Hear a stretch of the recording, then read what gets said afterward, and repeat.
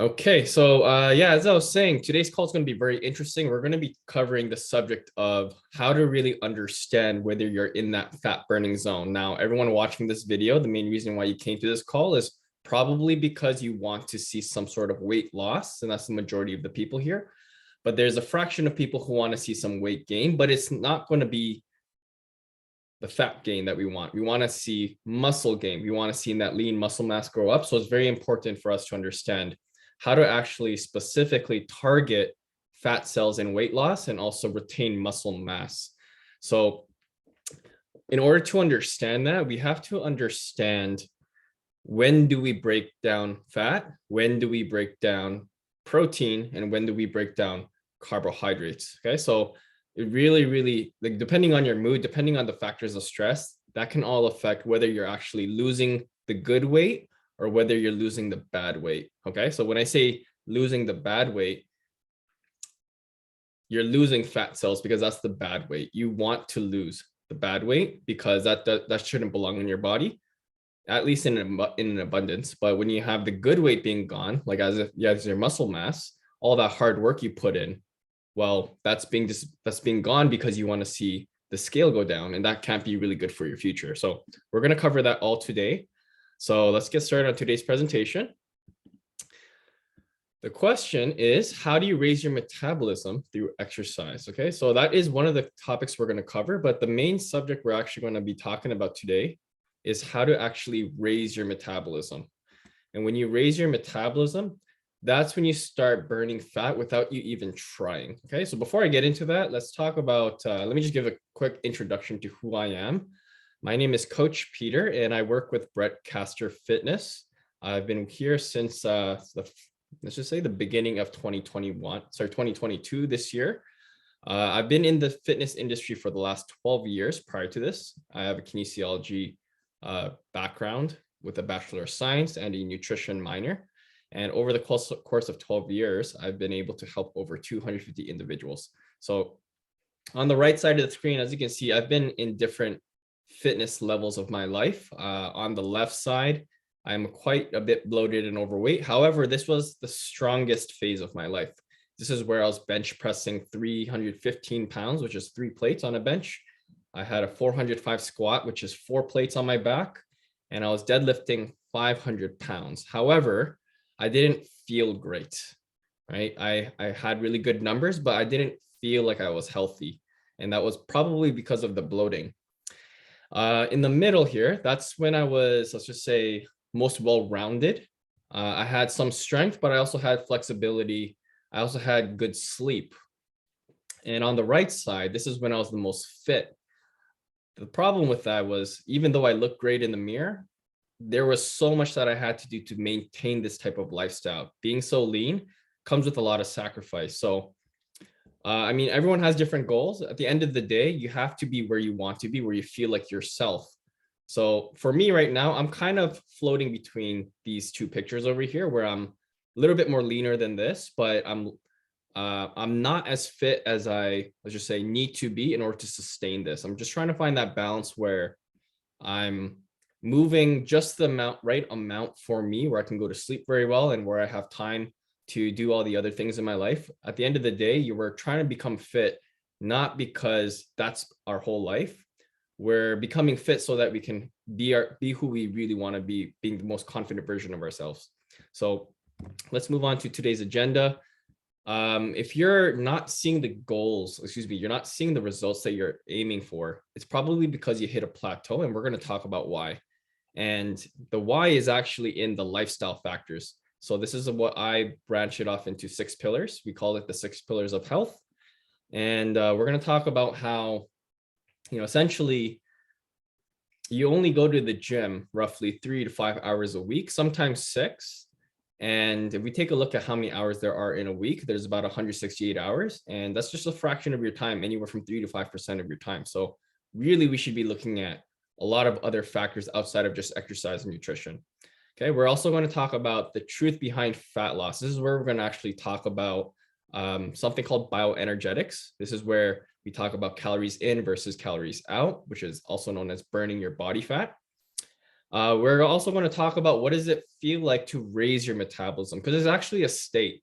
When people don't actually get to the point where they're raising their metabolism, they're constantly hungry and you're wanting to snack all the time. When you're, let's just say you meet someone who is successfully intermittent fasting, even when they're not eating, they're feeling great. And that's actually how you stay in that fat burning zone. So we're going to talk about what does it feel like to be there. Okay. Because once you feel like to be there and you're steady, then you're going to be losing weight without you even trying. And that's the ultimate goal, where you're not stressing over losing weight. Number 5, we're going to talk about how to manage your appetite. So this is, again, going deeper into intermittent fasting, or finding out let's just say finding out a rhythm that works for you based on your lifestyle and your schedule. And last but not least, this is the bread and butter of our program. It's called staying in a calorie deficit. All right, so I'm just going to read this quick because it's going to be more simple instead of hearing me talk about one subject and also you reading the screen. So as much importance we place on our fitness and wellness, we have a life outside our goals. This is referred to as our lifestyle, our habits, and our routine. You have responsibilities, you have work, social expectations, and additional life stresses that all have an impact on your health. So everyone has a different situation coming into the program, right? A lot of people some people are mothers, some people are nurses, some people are, say, high executives in their businesses. But at the same time, we're all trying to go for the same goal, which is becoming more healthier and more fit. And it's kind of confusing to, let's just say, use the same protocol and try to get to the same goals when we have different lifestyle factors that are coming into this. For example, you might have an injury, you might have an illness that you're dealing with, you might have a spouse that's stressing you out, you might have stressful coworkers, right? And these all have an effect on the results that you're getting, and most importantly, dietary preferences. So when we have all these different factors, it's very important for us to actually ground ourselves in something that we can actually track, and we lay down the foundation and then we make step-by-step progressions. But how many of us are actually following that? So the reason why I say this is because a lot of us come into the program and we're really, really excited and motivated at the very beginning to get to our goals. But at the same time, it's based on the fact that, we're really, really frustrated being in this place. We want to see change, but we want to see it now because we've been waiting so long. I've been so patient being in this state and I don't like it. So I want to see results right now. But that's like saying, a grade 8 student is doing really well at math. And because they're so motivated and they're so excited about how they're doing at grade 8, they want to skip to grade 12 because there's no point for them to waste time in doing grade 9, grade 10, grade 11. And if they go through this route because they have high motivation, what's going to happen to them when let's just say they skip the grades and get to grade 12 calculus without learning the foundations that got them from grade 8 to grade 12? Well, most likely the child is going to fail and they're going to develop a negative relationship with education. And it's possible that they're going to drop out of school.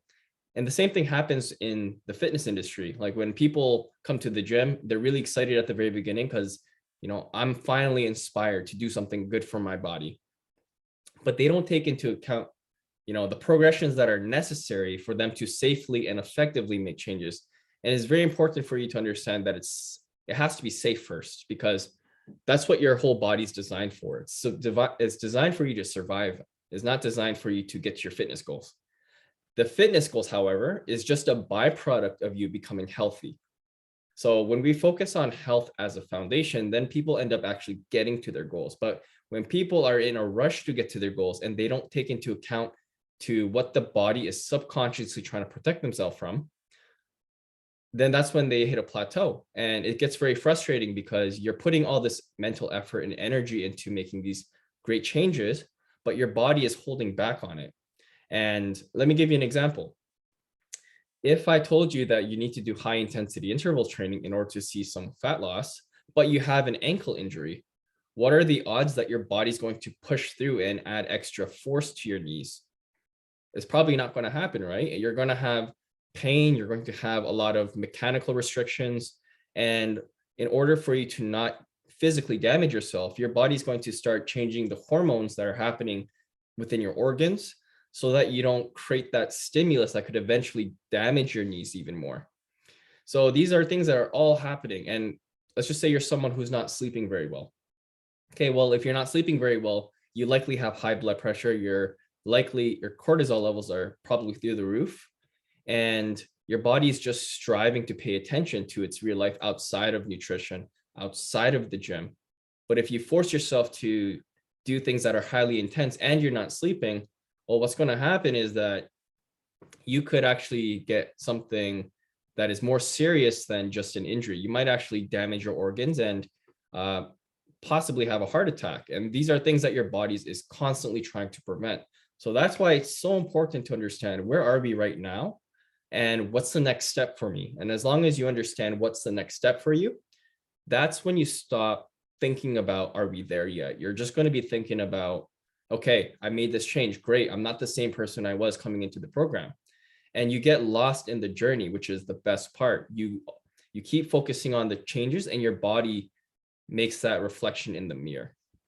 Okay, so a lot of individuals actually start their journey as a person who carries a lot of stress and is often fatigued, yet they want to push their body to the limit when they might not have any gas in the tank. So where do we start? So like I was saying at the beginning, this is called the 6 pillars of health. And we look at, the first step is to look at the 3 lifestyle factors that are outside of exercise. Okay, so you need to be prepared coming into the program by having good lifestyle. All right, so what I find is that people who have a good lifestyle end up seeing amazing results. People who have a stressful lifestyle, they have trouble seeing progression in exercise because they have no juice. Okay, so what are the 3 lifestyle factors? Right, the main reason why you came into this program is for nutrition. So that's why step 1, the first thing is nutrition. So easy way to think about this is, what kind of blood is your body producing? Okay, forget about vitamins, minerals, carbs, fats, proteins, right? It takes time for you to, master. Even me right now, after being in the industry for 12 years, I'm still learning. And it takes time for you to get used to all the information. But to simplify it, what you want to know is the food you're eating producing high quality blood cells that's going to make you survive? And you don't need to go to university for this. You don't need to take a very deep nutrition course for this. We have this intuition knowing that when we look at 2 different groups of food, let's just say we have a donut and we have an apple. What is going to be better for our blood? Right? We have this sort of intuition, and that's all we need to get started on our goals. We know exactly if we eat certain types of foods, it's going to increase the quality of our life. And then we have certain groups of food that are fun foods, but it just makes you feel good in the moment and it doesn't increase your quality of life. Right? So a simple way I think of this is, more than half of your plate should be fibrous fruits and vegetables with tons of nutrition that comes from vitamins and minerals. And then you start looking at protein, right? A quarter of the plate is protein. And that's because you need structural integrity for your muscles and also all the tissue that you have in your body. Plus, protein is the base for all of gene expression. And this is also known as DNA and RNA. You need that just for survival. And last but not least, carbohydrates. Carbohydrates, and we're not talking about simple sugars like chocolate and candy.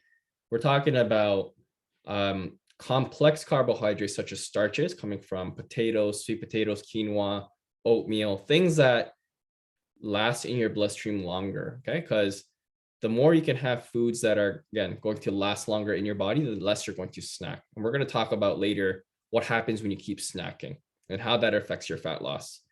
Next, we're going to talk about sleep quality.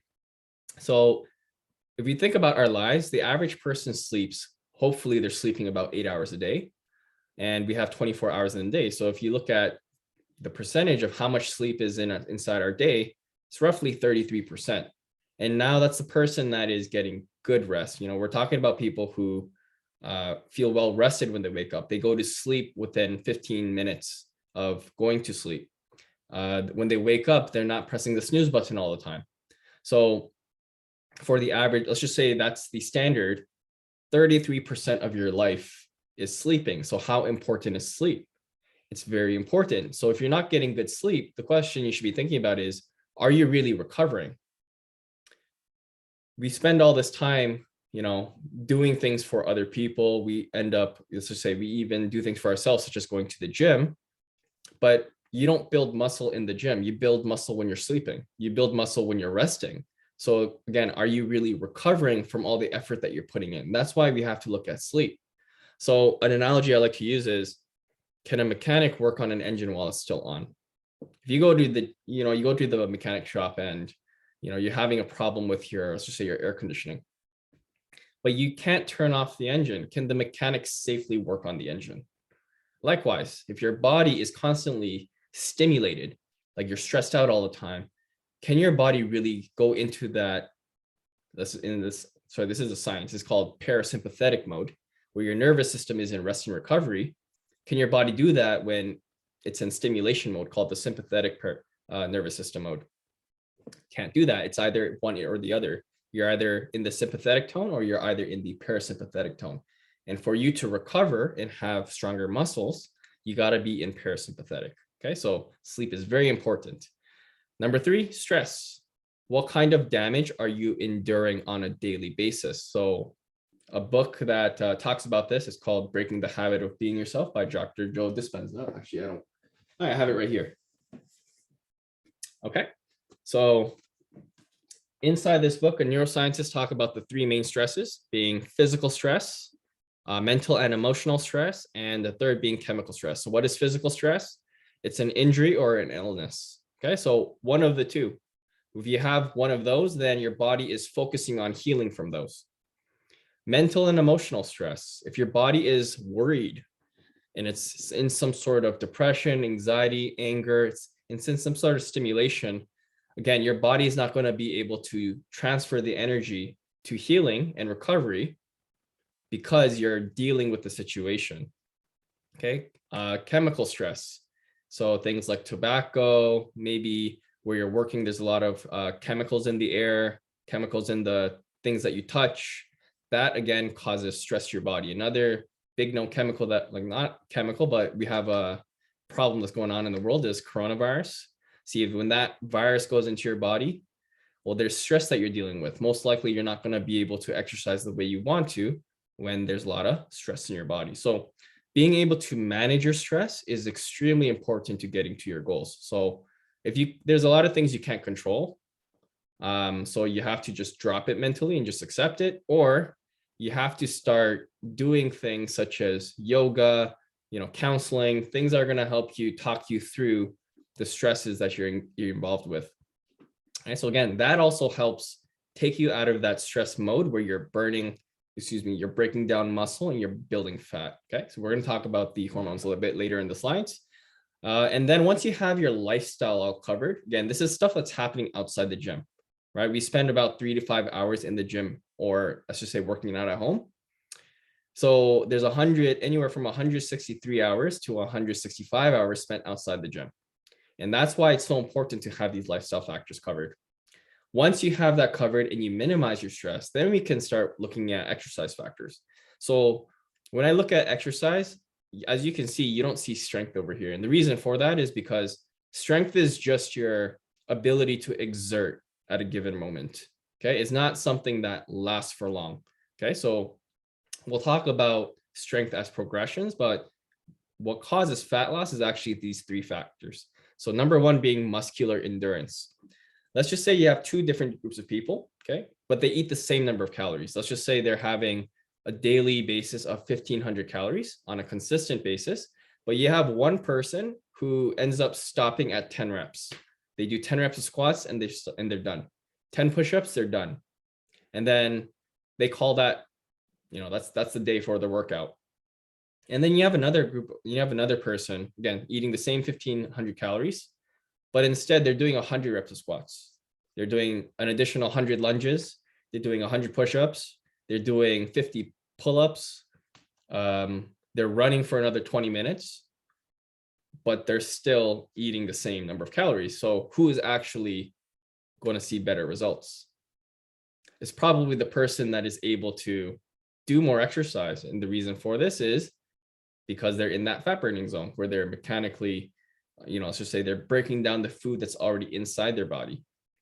Okay, so That's why it's so important to look at muscular endurance. You want to see, are you really challenging yourself to go beyond it, above and beyond of what you did last time, right? We can compare ourselves to a lot of other people who have the body that we want, or maybe the lifestyle that we want.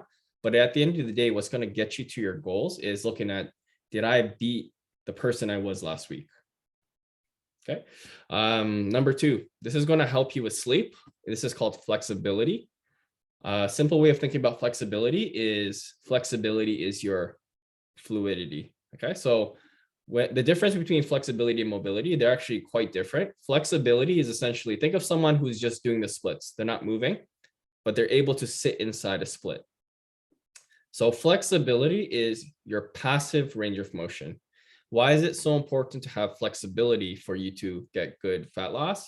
Is because fat loss isn't just happening when you're at the gym, when you're working out. It's happening all the time. This is just called metabolism. So the thing is, when your blood flow is at rest, so let's just say your body's at rest, is the blood flowing all the way to your fingertips? Is it flowing all the way to your toes, even when you're sitting? And if it is, then what are the odds that you're going to be metabolizing a lot of the carbs and fats with all of the muscles in your body? Compared to someone who is tight at the hips, someone who is tight at the shoulders, how is the blood going to flow, and where is the blood going to be oxidized by the muscles? All right. So it's another conversation related to bloating. So again, if your shoulders are tight, if your hips are tight, how is the blood going to move beyond the shoulder joint and also the hip joint? And if it doesn't, where is the blood going to pull? Okay. So that's why it's so important to have flexibility. Mobility is your mobile ability. So the question is, are you moving with a broad range with good balance and coordination? Or are you taking shortcuts and calling those reps because you're nervous about your balance, or maybe it's too hard and it's taking too much energy to move? So if let's just say someone does a quarter push-up versus a full push-up, who is going to end up doing more work in the 10 reps that they're doing? It's probably someone who is going through the full range. And who's going to get better results? Again, probably someone who is going through the full range because they're stretching the muscle more. They're getting more blood flow from the core to the tissues more, right? So who's going to get better results again? The person who has more range of motion. Okay. So these are the steps to success. First, you need a solid foundation of nutrition, sleep, and stress management. Okay. Without the right fuel, do you have the confidence to go on a long road trip? Without a maintenance checkup on the safety of your vehicle, will your vehicle be efficient and safe to drive on your road trip? Without the confidence that you'll be a safe driver, this is mobility related. Stress related. Is there more risk than reward happening by you going on your road trip? So if you're someone who has a lot of stress and your brain is foggy all the time, your back is hurting, is it really worth it to do high intensity interval training where you require a lot of strength and coordination, right? So a healthy lifestyle is the foundation to the progression of your fitness, and that's your metabolism. Okay. Then step 2, making weekly progressions in your fitness. Okay. So at the end of the day, you want to see a calorie deficit. And the way we do that is by decreasing the number of calories that we have over time as you lose weight. But mainly you want to become someone who is more active. Okay. So Chuck Castro calls this NEATS, non-exercise activity thermogenesis. That's just having a brain fart. That's just a complicated technological way of saying you just need to be someone who is a lot more active. Someone who is more naturally active is someone who is more confident. If you're naturally just moving because you feel good in your body, you feel capable, well, you're going to be burning more calories than someone who's sitting in a chair all day. Okay, so you want to be someone who is active more often. And the way to do that is having a stronger body, someone who is more fit. So that's why you need to make progressions in your fitness. You can't be doing the same workouts over and over and just going based on your effort. Okay, so be someone who can burn more calories with the same amount of food. At the beginning of your program, you are likely someone who consumes a lot of food and burns low number of calories. By the end of the program, it's going to be the flip. You're going to be someone who consumes just the right amount of food, but you're able to burn a high number of calories. And once you get to your goal, you're going to be someone who is just in rhythm. You're going to be having a consistent amount of food, and you know exactly what's the right amount of exercise that's not going to make you stressed, but is just enough that's going to make you maintain the goals that you have. So what you want to do is improve your exercise volume, and this is through muscular endurance. You want to improve your rate of recovery through flexibility. Again, when your muscles are relaxed, the blood is circulating better at rest.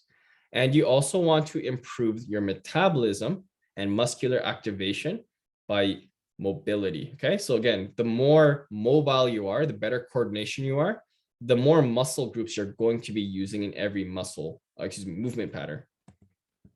So here's the truth behind fat loss. This is the main bulk of today's call. The secret is, in order to have true weight loss, which is fat loss, you need to be burning the existing calories in your body, right? We're talking about the waistline. We're talking about the, let's just say the thighs, the hips, the arms, where we're seeing the abundance of fat. You need to be burning those calories. That's where you're going to see the weight loss. Where do those calories come from? That's coming from yesterday's meal, last week's cheat meal, last month's night out with your friends, last year's birthday cake, wine, champagne, tequila shots. Every time you wanted to have fun, it's still sitting in your body, and it can actually last for your lifetime if we don't work on it. Okay, so it's still there. We need to be burning those calories, not the calories coming from our food. So it's really challenging for us to burn those calories when we're constantly hungry. And the thing is, every time we eat, we actually shift the balance from our bodies metabolizing our existing calories to digesting the food that's within our stomach. That's why it's so hard to lose weight. The cause of this is appetite. When we can't manage our appetite, that's when we restrict ourselves from getting to our goals. Okay, so when you're not eating, your body is working on raising the blood sugar via this hormone called glucagon. That's not the important part, but the important part is understanding what's happening to our body. Okay, so we're at rest, we're maintaining a certain level of blood sugar. Okay, so when your blood sugar drops too low, we pass out, we get dizzy. When your blood sugar gets too high, well, we're at risk for things like heart disease and type 2 diabetes.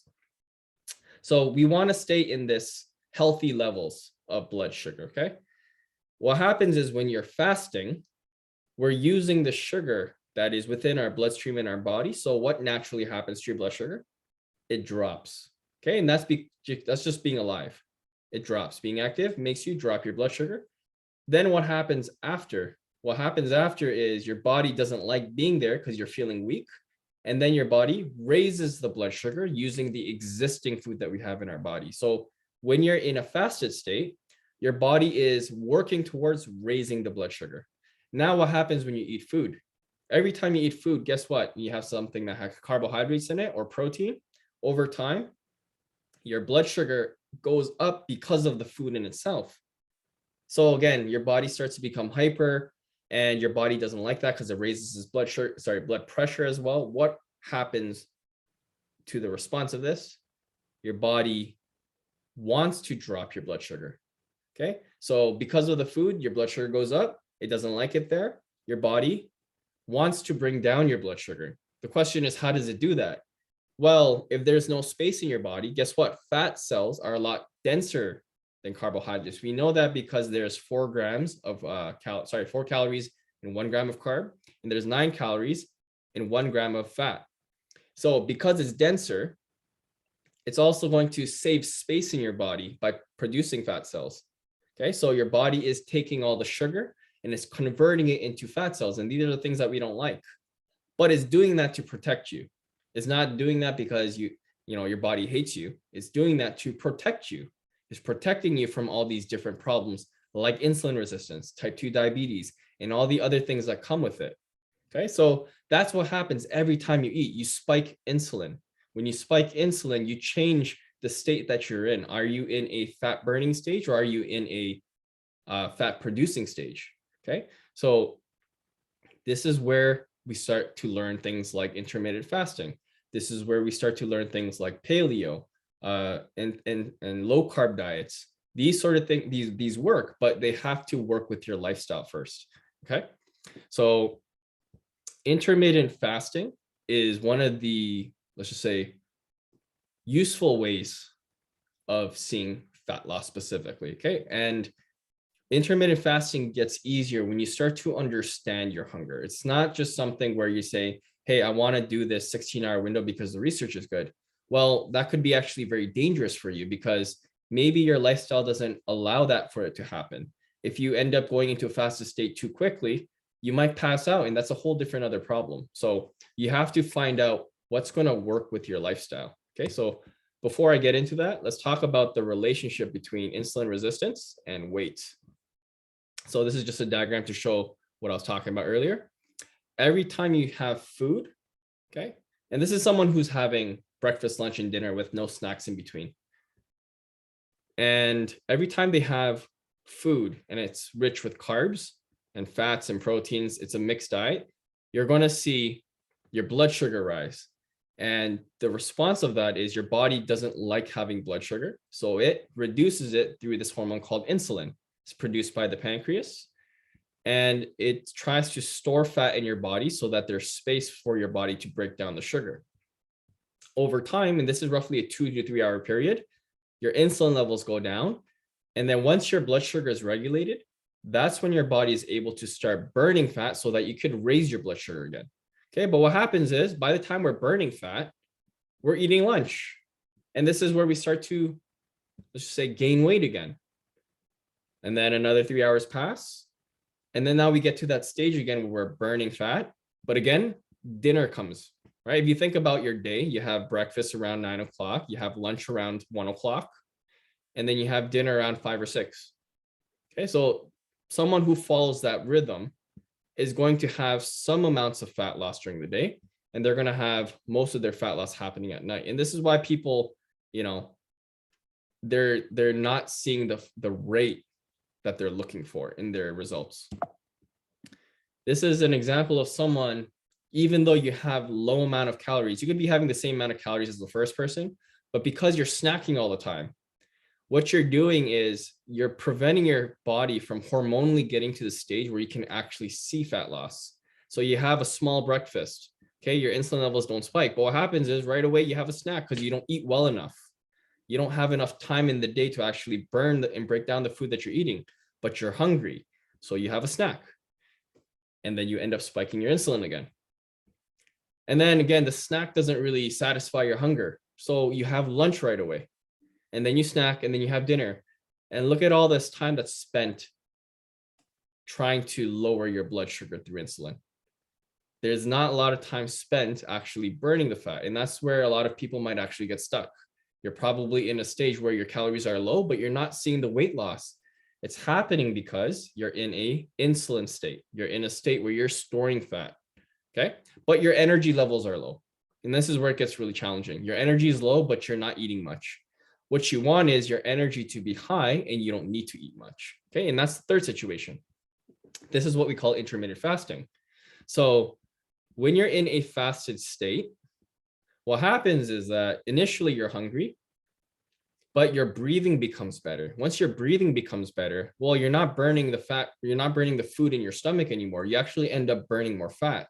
And the truth behind fat loss is you need to breathe in order to see fat loss. That's the only way you can actually see fat loss. We'll talk about 2 different stages, but let's get back to the intermittent fasting. This is someone who eats just lunch and dinner. I'm not actually encouraging everyone to do this. If it works for your schedule, then you can do it. If it doesn't work for your schedule, then talk to your coach about how to make it work based on your schedule, okay? So this person ends up, and this is what I do. I actually don't have breakfast. I haven't eaten at all today. I just had water and my multivitamins, but I don't feel hungry.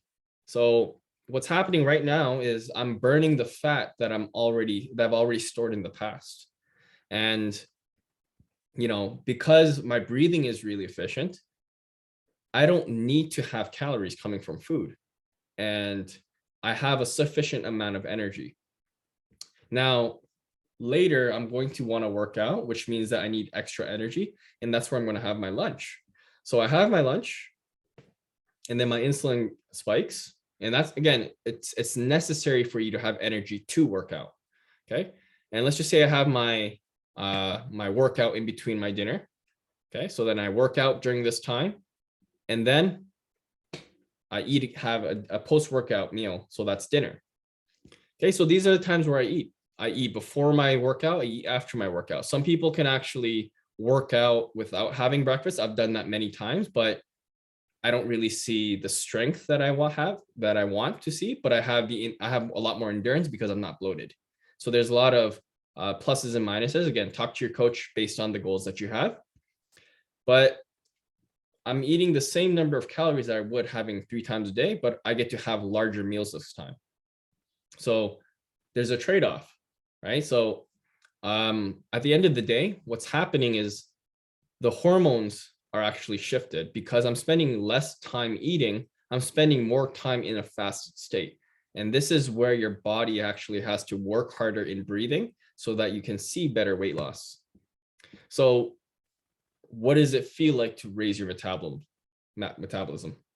It's actually really important for you to understand what it feels like first, so that when you get to that stage, you're not feeling anxious, okay? Because it's the anxiety that makes us want to get back to what's comfortable, which is our old self, okay? But for you to see change, you need to step into a zone where you haven't been before, unfamiliarity, right? So when you become someone who's able to manage their appetite according to your necessary physical energy expenditure, your body will become more efficient at using existing calories rather than to signal your consciousness to put new calories in your body.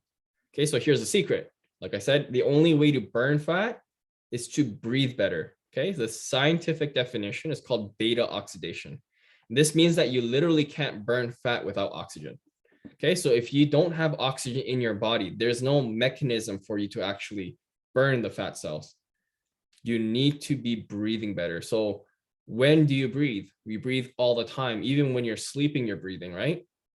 So there's 2 parts, lifestyle and exercise. And we go back to the 6 pillars of health. So in your lifestyle, when are you breathing? Okay, again, when you're sleeping and when you're awake. But what affects your breathing? What makes breathing worse? Stress. So when your stress is high, your body is restricted and your ribcage doesn't really expand much. But when your stress is low, your ribcage expands better and you feel more free to move. That's why happy people, they're flailing their arms. When they're in a better mood, your body naturally moves more. When you're in a very stressed state, you don't want to interact with people. So you turn into a turtle.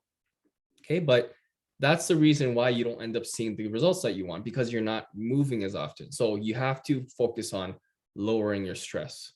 Okay, so when your stress is low, you breathe better. And because you're breathing better, your metabolism's higher and you are less hungry because you don't need to eat. The opposite is true. When your stress is high, your rib cage is tighter. So one thing that we do subconsciously is we get hungry. And what happens is when you eat food, your body expands from the inside out because it has to. Your body doesn't like that feeling where it's too overly bloated. So it expands, but we actually get bigger from the inside out. And that's not going to help us get to our goals. We want to see a slimmer core. When you improve your muscular endurance, so this is exercise related. When you improve your muscular endurance, you also improve your cardiovascular endurance. Now, there's a lot of people who say, I hate cardio. But the thing is, cardio is not referring to the treadmill. It's not referring to exercise. It's actually, cardio means heart. You need your heart to survive. If you don't have a good heart, then you don't survive, right? So it's so important for us to understand that blood flow is necessary. You have to move your blood all the time. So muscular endurance is just the nature of you moving parts of the cardiovascular system. And the thing is, the heart is not just part of is not the only thing in the cardiovascular system. There's the arteries, arterioles, capillaries, veins, and venules. That's just the whole system. That's the whole pump that your blood travels through. So when you move your muscles, well, there's capillaries in it, there's arteries in it, there's arterioles in it. You're training the whole cardiovascular system by doing more reps. So the thing is, when you exercise to a point where you're breathing more, right? That's when you start having more oxygen come into your body. A lot of times people are going through peaks. They do exercise where they're, putting a lot of strength into it, but they're not breathing much. And an example of this is powerlifting, let's just say Olympic training. These are exercises where you have a lot of strength, but you're not breathing as much. And then what happens is they start breathing a little bit more after the workout, but you're not really training that oxidative mechanism. You're getting stronger, you're seeing gains in creatine, but again, you're not going to see that fat loss. In order to see fat loss, you need to have more oxygen in your body. Okay.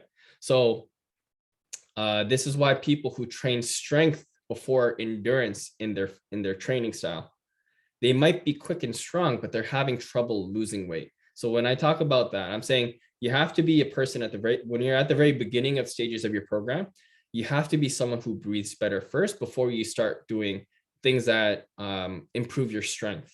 Before you train in the 5 rep zone, you have to be someone who is able to train in the 12 rep zone.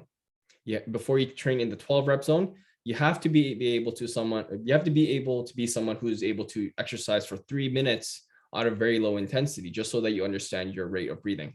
Okay, so when you have a higher metabolism, you actually feel light and you don't feel hungry. Your mind is a lot more clear and you're not really worried about when your next meal is going to be. All right, so for now, yes, I didn't have breakfast, but I know I can actually last till dinner.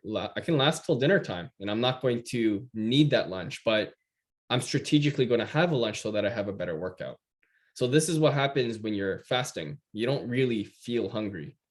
But when you're someone who doesn't fast very often, because you're in rhythm of someone who eats every 3 hours or every 4 hours, your body's going to signal, hey, you're hungry, you're hungry. And that's why it's hard to get out of this, is because you're used to just listening to the signals in your body. But if you just let time pass, you become someone who is shifting the metabolism so that you're burning more fat. Okay. So yeah, when you become someone who fasts, time feels very abundant. And what happens is you don't just drop, right? You don't drop in your energy where you have a peak and then all of a sudden you feel really weak. Your energy slowly decays over time. Like you feel really high at the very beginning, and then over the hours, you notice that it drops slightly. It doesn't drop by much. And this is because, again, you're taking those fat cells and you're converting it into sugar through something called gluconeogenesis. Your metabolism is high enough where you're eating the food within your body already. So that's why you don't really crave food as often. Okay, so the main thing here is to manage your appetite. Okay, when you manage your appetite, then you can really manage your fat loss. The first sign of hunger, so let's just say right from the get-go, when you start to notice your body getting hungry, it's probably because you're actually dehydrated. So hunger it happens many ways. So, there's hormones, there's physical hunger, when your stomach is constricting. And then there's also blood physiology where you're actually feeling weak because there's no nutrition in your body. But an easy way to think of this is it takes 7 days for someone to starve to death. It takes roughly anywhere from 3 to 4 days for someone to dehydrate. It only takes about, anywhere from 30 seconds to 2 minutes for someone to pass out from not breathing. Okay, so we can survive without eating for a day or two. We can survive without eating for a day or two, right? So it's not so much about the food that you need. It's more about the hydration. It's more about the breathing. Okay, so when you're first hungry, check if you're breathing well. Check if you're hydrated. Okay, so good rule of thumb is I just drink water, because once you start drinking water, you'll start to notice that your breathing gets better. Okay, and once you drink water, guess what? There's no calories involved, so you don't have to worry about the weight gain because it's very temporary and you're just going to lose it later. So when you're dehydrated, what happens to your muscles? They get tight. And when they get tight, your whole body gets tight. And your gut is part of the same cardiovascular system that feeds your muscles and also feeds your organs, and it all carries your blood. So in order for you to not feel constricted, hydrate yourself and then you'll dilate. So this is why you need to drink water very often. You need to raise your blood volume, because every time you move, you're moving blood. Every time you move, you're also heating up your body, and then your body temperature gets higher. So then you actually perspirate a lot more. So the first time you get hungry, you drink water until you're not hungry anymore. And eventually your hunger is going to subside for a good amount of time. Maybe your hunger is gone for a while, or maybe you get hungry again within 15 to 30 minutes. And that's the second sign of hunger. The second sign of hunger might be a sign for you to actually move more. You need to get the blood flowing. So again, if your body is, let's just say you're someone who is very sedentary, you have a desk job or you have a standing job, your muscles end up becoming stiff because you're not moving. And if your muscles are stiff, are they relaxed or are they tight? Well, they're going to be tight, right? So when your muscles are tight, how is your blood flow? Your blood flow is restricted. And if your blood carries oxygen, well, how's your oxygen flow? So this is why it's so important to get up and get your blood flowing. Most people live sedentary lifestyles, okay? And that's because of work or other responsibilities that I have at home. Most people are either sitting or standing for too long, and this creates tightness within your muscles, restricting blood flow. So when you lack oxygen, your body takes those carbs and it starts creating something called lactic acid. It's that same feeling you have when you, let's just say you go for a sprint and your body starts burning, okay? So it can happen when you're sitting for long periods of time, or it can happen when you're standing for too long as well. So eating food is one way of getting your gut pumping blood and circulating around your bodies. But the thing is, if you don't need those calories, why not just go for a light walk? Okay, if you've been sitting all day, like why eat more food? You don't really need it. You have the food in your body already. Maybe you just need to get up and start walking. Okay, so a good rule of thumb is, go for a walk of 15 to 20 minutes and just keep breathing until your ribcage softens. And you'll notice that your hunger goes away. So start with that before you put food into your stomach, because the goal of the program is to not gain weight. The goal of the program is for you to have a better body composition. So why be a slave to your hunger? Okay, so the third sign of hunger, this is when you've tried the first two options. You drank more water, you're breathing deeper, and you're also moving more. This is when you're going to actually start noticing the energy from your eyes. You're going to feel your eyes are going to get a little bit lazy. You're going to notice that your brain is going to be a little bit more slower. This is when you actually need nutrition. Okay, so if you've done step 1 and 2 and you're still hungry, by this time it should be lunchtime. You'll notice a different sensation compared to the first two signs. It's not going to be the same type of hunger. You're going to feel energetically depleting. You're not going to feel a stabbing pain in your stomach saying, hey, eat now, eat now. It's going to be more of, hey, you should eat at some point in the near future. Otherwise, you're going to notice that your energy is going to keep going down. But it's like a calm way of saying, hey, you should eat sometime soon. Okay, so the first two times, again, it feels like a burning sensation in your stomach. And this happens when you lack oxygen and blood flow. When your body's lacking nutrition, your mood is fine. Like you're not anxious, you're not angry, you're not hangry. Your energy levels are just lower. Okay, so you don't feel stressed. In fact, you feel more relaxed. But you just know that your performance is not at the point where you want it to be if your energy levels are lower. And this is why you're eating. So going back to my situation, I don't need to eat until dinner time, but I know I'm going to be moving later. I know I'm going to be having fun at the gym. So this is why I know if I eat, I'm going to have better performance at the gym. I'm going to be able to do the movements I want to do. And that's why I'm eating. It's strategic.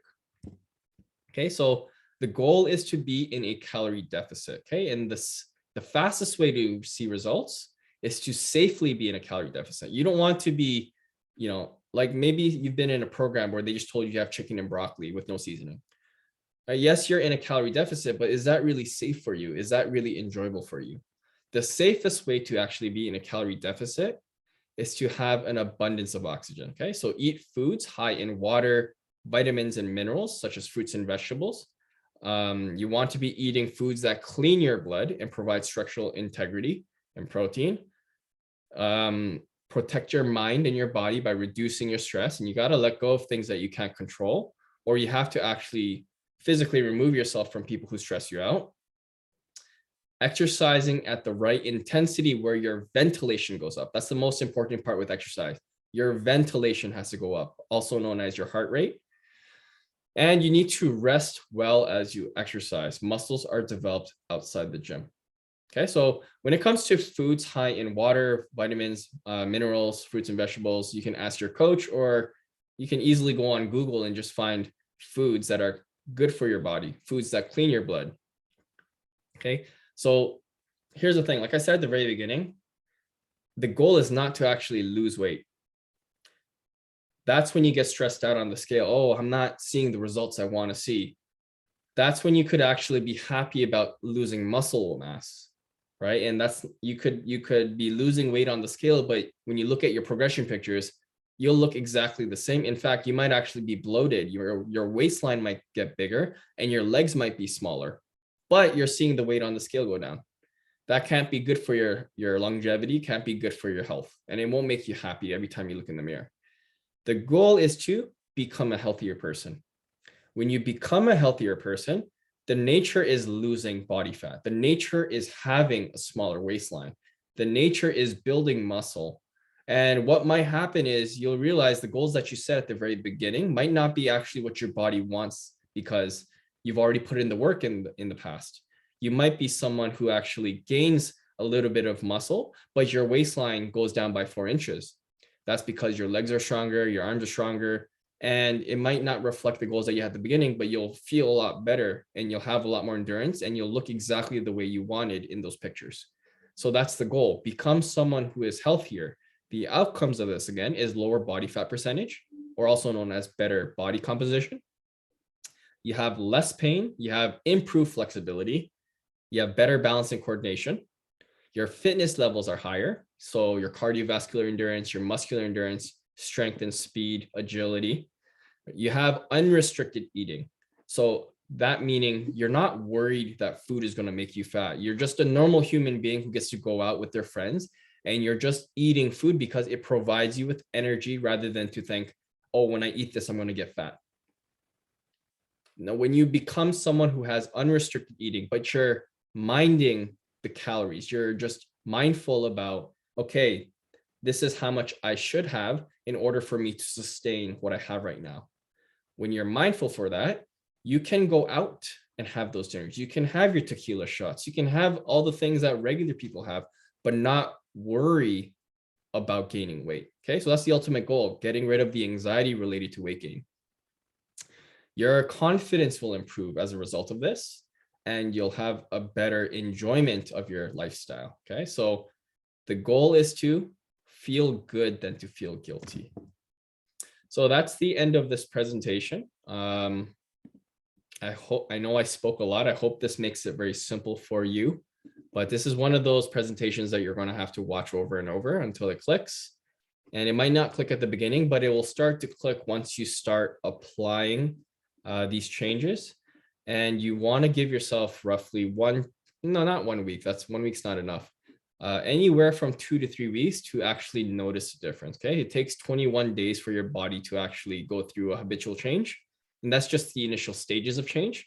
But it takes anywhere from 3, 6 to 12 months for you to become an actual different person where everything feels normal. Okay, so just give your body an opportunity to heal. There's a lot of things that are happening behind the scenes, so just trust in the process. Just know that as long as you're taking care of yourself as a person, the 6 pillars of health: nutrition, sleep, stress management, you're doing a lot of muscular endurance where your breathing is better, your flexibility is improved, and also your mobile ability, your mobility is improving.